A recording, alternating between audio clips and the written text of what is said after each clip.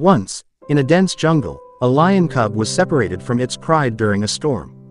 Lost and alone, it wandered into a village, where it was taken in by a kind farmer.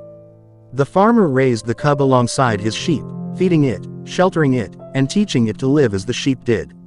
Over time, the cub began to believe it was one of them. It forgot what it was. Years passed, and the lion grew bigger, but it never roared. It grazed in the fields, ran from predators, and lived in fear, just like the sheep. One day, a wild lion appeared on the edge of the forest. The sheep scattered in terror, but the farmer's lion froze.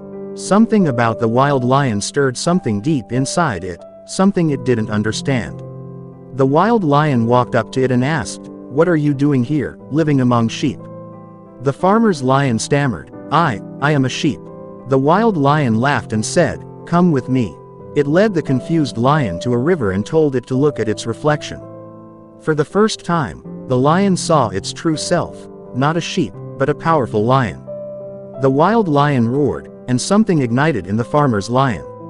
It opened its mouth and let out a roar so loud it shook the trees. In that moment, it remembered who it was. It walked away from the field, back into the wild, where it belonged. You see, life has a way of making you forget who you are. The struggles, the failures, the opinions of others, they convince you that you're small, that you're weak, that you're not enough. But let me remind you, you are not a sheep. You are a lion.